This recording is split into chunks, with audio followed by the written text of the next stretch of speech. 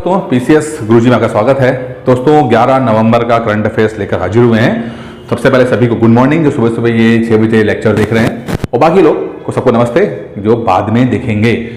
कोशिश कीजिएगा कि सुबह 6 बजे अगर हो जाए तो क्लास अटेंड कर लो, नीचे गुड मॉर्निंग लिख दीजिएगा, मुझे पता लगे जिससे कि आप में से कितने लोग जो है सुबह सुबह देख लेते हैं। क्योंकि पर्पस ये है कि आपको कॉन्टिन्यूटी मेंटेन कराई जा सके, क्योंकि बिना डिसिप्लिन हुए सिविल सर्विसेज के एग्जाम को क्रैक नहीं कर सकते। चीजें बहुत छोटी करनी है बट रोज करनी है। ठीक है, चलिए स्टार्ट करते हैं।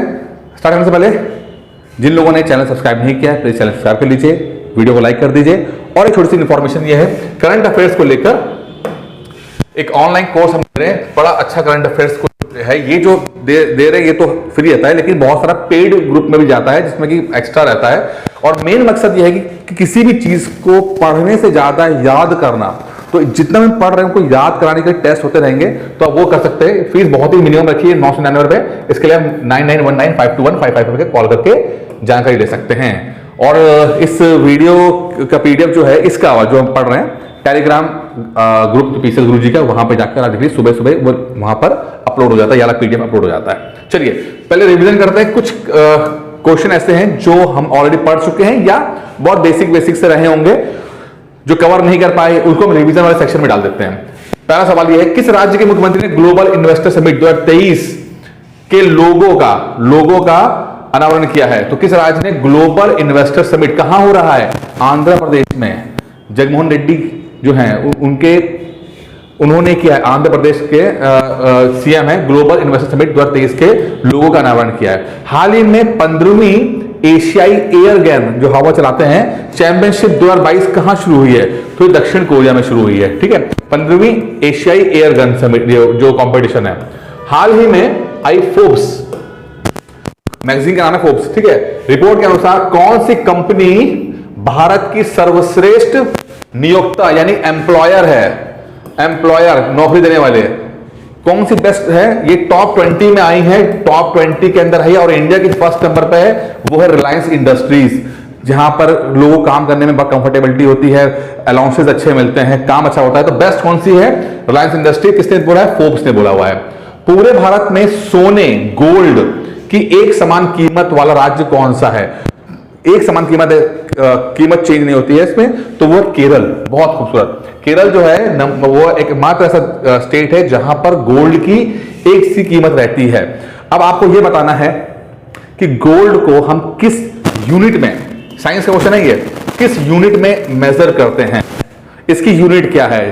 ठीक है, वो आप हमें लिख के देंगे कमेंट बॉक्स में। मैं देखूं किसने लिखा किसने लिखा।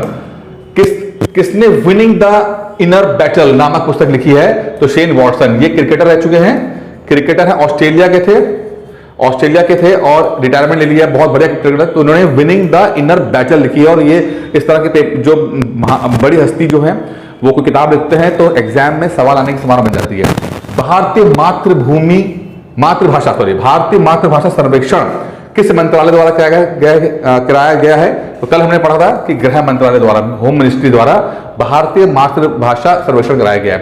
किस देश की फिल्म आल्मा एंड ऑस्कर को ईफी की शुरुआत होगी? वो है ऑस्ट्रिया की फिल्म है, वहां से स्टार्ट हुआ। किसने 2022 के लिए बेली के शेपर्ड्स मेडल सम्मानित किया गया है? बेली तो सुभाष बाबू हैं, डॉक्टर सुभाष बाबू, इनको बेली के शेपर्ड्स मेडल दिया गया है। कौन सी एयर स्पेस कंपनी, अब ये बहुत इंपॉर्टेंट है, ये नवा सवाल बहुत इंपॉर्टेंट है, इसको थोड़ा डिटेल में पढ़ेंगे भी। भारत की कौन सी एक निजी कंपनी है जिसने निजी तौर पर रॉकेट जो है लॉन्च किए हैं? रॉकेट लॉन्च करेगी, यानी कि जैसे कि आपने नाम सुना होगा स्पेस एक्स नाम सुना होगा। अब स्पेस एक्स ऐसी कंपनी है जो कि एलन मस्क की कंपनी है। एलन मस्क कौन से? ट्विटर वाले एलन मस्क, ठीक है। और स्पेस कंपनी प्राइवेट निजी तौर पर रॉकेट बनाती है और लगभग नासा का सभी तरह का जो सैटेलाइट है वो स्पेस एक्स द्वारा जा रहा है। अभी इसको डिस्कस करेंगे कि क्या प्राइवेट बॉडीज को, प्राइवेट कंपनीज को इसमें आना चाहिए या नहीं आना चाहिए, हम डिस्कस करेंगे। फिलहाल इंडिया के तौर पे जो है वो है स्काई रूट्स एरोस्पेस, ये है।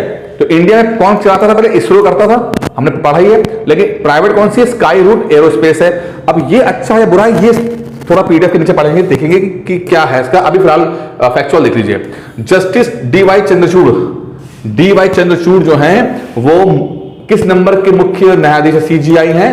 तो वो हैं आपके 50वें नंबर के, 50th नंबर के आपके बन गए हैं CGI, chief justice of India. ठीक है, इनके फादर भी 80s के दशक में, 80s के अर्ली 80s में इनके फादर भी सीजीआई हुआ करते थे, ये बन गए। और इनका कार्यकाल लगभग 2 साल का रहेगा, लगभग, जो कि काफी बड़ा माना जाता है। ठीक है, काफी फेमस केसेस से जुड़े हुए जस्टिस डीवाई चंद्रचूड़, उसको डिस्कस करेंगे, लेकिन आप समझिए कि 50वें नंबर के ये सीजीआई हैं। चलिए अब हम देखते हैं आज का करंट अफेयर देखते हैं। काशी तमिल समागम, ठीक है, काशी तमिल समागम 2022 ये कहां हो रहा है समझिए पहले। तो काशी में, ठीक है, और तमिल, देखिए दो अलग अलग संस्कृति हैं, दो अलग अलग, काशी अलग तमिल अलग, इनका मिलन हो रहा है, मिक्स, ठीक है, इंटरमिक्सिंग हो रही है। और ये कहां हो रही है? वाराणसी में हो रही है। 16 नवंबर से 19 दिसंबर तक चलेगा। एक तरह का सम्मेलन है, कार्यक्रम है, जहां पर दो अलग अलग संस्कृतियों के बीच में, दो अलग अलग संस्कृतियों के बीच में परस्पर संबंधों पर डिस्कशन किया जाएगा, चर्चा की जाएगी, वाद विवाद किया जाएगा और सेमिनार रहेगा कि हम दोनों नॉर्थ इंडिया साउथ इंडिया की संस्कृति को हम समझ पाएं।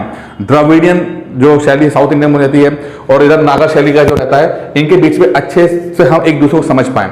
अगर मैं जीएस का सवाल ऐसे बोलूं कि जीएस से संबंधित क्या रहेगा, तो आपको तमिल संगम, ठीक है, ये क्या चीज है? ये आपका एंशिएंट हिस्ट्री से सवाल है, ठीक है, एंशिएंट हिस्ट्री का है। तो संगम क्या होता है? संगम, वो तमिल संगम, तो ये क्या चीज है? ये क्या हुआ करता है? ये आपको अभी डालना, और नहीं आता तो लिखिए कि सर मुझे नहीं आता, आंसर बताइए, लिख देना, लेकिन लिखना जरूर है, कुछ ना कुछ लिखना जरूर है। अगर आता है तो तमिल संगम क्या चीज है ये लिखना है आपको, और नहीं आता तो लिखिए आंसर नहीं आता आप बताइए, हम बताएंगे इसको, ठीक है। चलिए आगे देखिए, अब ये कुछ इस तरह का रहेगा। काशी तमिल समागम जो होगा स्टार्ट किया जाएगा, और इसके अंदर काशी तमिल संगम भारत सरकार द्वारा आजादी का अमृत महोत्सव के एक भाग के रूप में और एक भारत श्रेष्ठ भारत की भावना को बनाए रखने के लिए, एक भारत श्रेष्ठ भारत, ये जो मोटो है, एक भारत श्रेष्ठ भारत, इसकी भावना को बनाए रखने के लिए ये पहल की गई है, ठीक है। चलिए आगे देखते हैं। राष्ट्रीय कानून सेवा दिवस, राष्ट्रीय कानून national legal service day 2022, national legal service day 2022 है, जो कि है 9 नवंबर को है। नेशनल लीगल सर्विस डे 9 नवंबर को हो रहा है, ठीक है। और हर साल 9 नवंबर को राष्ट्रीय कानून सेवा दिवस जो है वो बनाया जा रहा है, जो 1987 से शुरुआत किया गया था, ठीक है। अच्छा, इसमें लोग उस दिन लोगों को, कमजोर लोगों को सहायता प्रदान करने के इरादे से बनाया गया था। समाज के वर्ग जैसे कि SC ST, महिलाएं, विकलांग लोग, और इन लोगों को हम जो कि ह्यूमन राइट्स का वायलेशन होता है, तो उसको और बेहतर तरीके से उनको जुडिशरी वहां तक पहुंच पाए, तो ये सब बनाया था। अब मुझे 2 सवाल मेरे दिमाग में आ रहे हैं। पहला तो free legal aid, free legal aid, ये कौन से आर्टिकल में है? ये कौन से आर्टिकल के अंदर है, ये आप बताना। फ्री लीगल एड कौन से आर्टिकल के अंदर आता है, ये आपको नीचे लिखना है। एग्जाम में सवाल आया है, नहीं आता तो लिख देना कि दोनों आंसर मैं करूंगा आपको, ठीक है, लेकिन आपको टेस्ट चाहिए फ्री लीगल एड। अच्छा, दूसरा ये है कि अगर in case human right violation होता है, ठीक है, ह्यूमन राइट वॉल्यूशन होता है, तो कौन से कोर्ट में जा सकते हैं? ह्यूमन राइट, इसको हम कहते हैं फंडामेंटल राइट्स। अगर इसका वॉल्यूशन हो रहा है तो कौन से कोर्ट में जाएंगे? SP supreme court, high court, session court, district court, कहां जाएंगे? इन चारों में से ये बताना पड़ेगा आपको, ठीक है। 2 चीजें आपको बतानी है। नहीं आता तो बता दीजिए, नहीं आता तो मैं लिख दूंगा आपको। मोदी जी का एक है G20 की मीटिंग हो रही, कल मैं डिस्कस किया था, G20 की मीटिंग हो रही, जो 20 जो बिगेस्ट इकोनॉमी, ठीक है, ये इनका ग्रुप है G20। ऐसे कई और होते हैं, G4 होता है, ठीक है, G7 होता है, ठीक है, तो ये सब रहते हैं। तो G20 की मीटिंग है, ये इंडिया में होने जा रही है, भारत में होने जा रही है, ठीक है। इससे पहले इंडोनेशिया में हुई थी, ये होने जा रही है। और मोदी जी ने इसका लोगो का अनावरण किया। ये लोगो है, ये लोगो देख रहे हैं। इसका जो वाक्य है वसुदेव कुटुंबकम, उपनिषद से आया है। वसुदेव कुटुंबकम इसका उपनिषद है। और इसका जो आपका मंत्र दिया है, one earth one family one future, एक पृथ्वी एक परिवार एक भविष्य, ये मंत्र दिया गया। तो ये तो थीम हो गया, ठीक है, वसुदेव कुटुंबकम। और एक नीचे दिया गया है one earth one family one future. G20 की मीटिंग जो हिंदुस्तान में होने जा रही है उसके ऊपर ये बोला गया है, ठीक है। अब आगे वाला क्वेश्चन कि नवंबर में इंडिया की पहली कंपनी जो है वो वहां पर निजी तौर पर जो प्राइवेट सेक्टर है वो विकसित करेगा और उसको अंतरिक्ष में लॉन्च करेगा। अब हमने पहले पढ़ा कि स्पेसएक्स कंपनी जो है वो भी रॉकेट लॉन्च कर रही है। अब नासा ने लगभग नासा के सभी जो रॉकेट्स हैं वो अब स्पेसएक्स देख रही है। इसके फायदे के नुकसान के लिए समझ लेते हैं। क्या अब सब अगर प्राइवेट हैंड में रहेंगे तो क्या सरकारी नौकरियां नहीं रहेंगी या सरकारी एजेंसीज काम नहीं करेंगी? देखिए, बस एक पॉइंट सबसे समझना पड़ेगा। नासा या इसरो ये अपने अपने देश में, नासा तो पूरे वर्ल्ड की में, और जो इसरो है इंडिया में, ये एक पायनियर लीडिंग ऑर्गेनाइजेशन है। मतलब कि मुख्य काम ये लोग करते हैं, मेन है ये लोग, नासा है, इसरो है। अब इनका जो काम होता है वो किसी नई चीज पे रिसर्च करके नया काम करके देना होता है, ठीक है।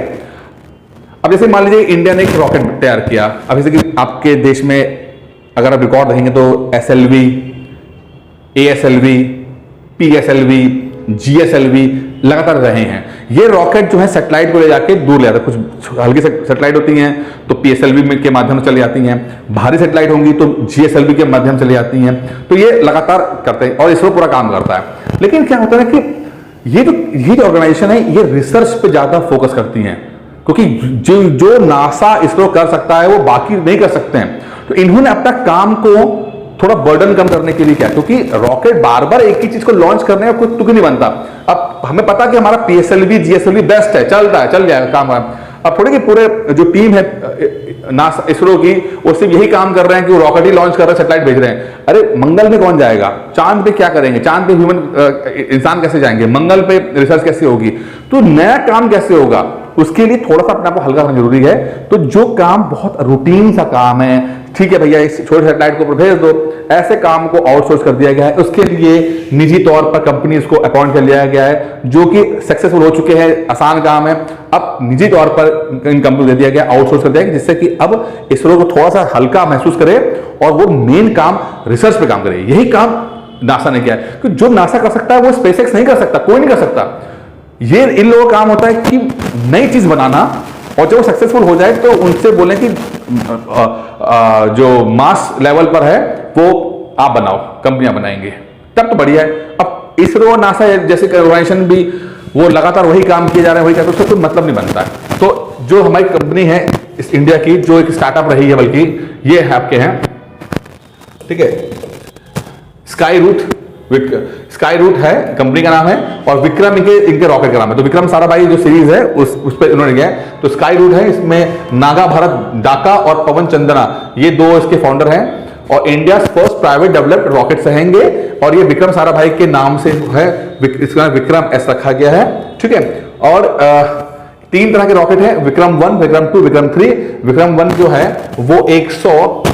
वो 480 किलो का जो सैटेलाइट है वो 500 किलोमीटर दूर जाके लोअर इंक्लिनेशन ऑर्बिट में, जैसे हमारे पृथ्वी है तो ऐसा ऑर्बिट होता है, ये ऐसे ऑर्बिट है, तो लो इंक्लिनेशन ऑर्बिट के अंदर रहेगा। विक्रम 2 जो है वो लगभग 600 किलो का जो जहाज रॉकेट है, सैटेलाइट है, उसे 500 किलोमीटर दूर ले जा सकता है। और विक्रम 3 जो है वो 800-850 केजी के रॉकेट, 800 किलो सैटेलाइट को 500 किलोमीटर ले जा सकता है। तो चूंकि देखिए जैसे कि गाड़ी होती है, छोटे गाड़ी हैं, बड़े ट्रक हैं, उससे बड़े ट्रक हैं, मेन काम है कि वो कितना भार ले जा सकते हैं। तो कुछ रॉकेट की भी कहानी यही है, जितना भारी भार होगा उतना रॉकेट बड़ा दिखाई देगा आपको, क्योंकि उतनी पावर चाहिए। तो विक्रम 1 से छोटे वाले रॉकेट जाएंगे, 480 केजी के रॉकेट जाएंगे, विक्रम 2 में 595 केजी के जाएंगे, और विक्रम 3 में 800 केजी के जाएंगे। तो इस तरह से चला। तो जो रूटीन वर्क है मुझे लगता है कि बढ़िया काम है, इससे नई नौकरियां, एक नया सेक्टर डेवलप हो रहा है, क्योंकि सिर्फ मोनोपोली इसरो की है वो चीज़ सही नहीं है। ठीक है, प्राइवेट ऑर्गेनाइजेशन है, कुछ और लोगों को मौका लगे इस सेक्टर में जाने का। तो ये सब है, उस पर आपकी राय क्या है ये मुझे बताइएगा। आप क्या सोचते हो, क्या ऐसा होना चाहिए, क्या आप जो पहले चल रहा था इसरो ही सब कुछ देखता था, ऐसा होना चाहिए? तो आप कमेंट बॉक्स में लिखिएगा। बाकी सब कुछ तो पढ़ा दिया खत्म हो गया। बाकी online course for current affairs जो है वो आप ज्वाइन कर सकते हो। उसके लिए आप इस नंबर पे कॉल कर सकते हो। और खत्म होने से पहले दोस्तों फिर से निवेदन है कि जिन्होंने चैनल सब्सक्राइब नहीं किया चैनल सब्सक्राइब कर लें, वीडियो को लाइक कर दें, शेयर कर दें। और एक चीज़ और है, रोज सुबह 6 बजे करंट अफेयर्स जाता है, आप उसको करंट अफेयर्स को देखा करो, एक शेड्यूल तय करो, एक डिसिप्लिन हो जाओ। और यकीन मानो कि अगर डिसिप्लिन हो गए, सफलता अपने आप मिल जाएगी। दोस्तों इस वीडियो में इतना ही था। उम्मीद करता हूं वीडियो पसंद आए।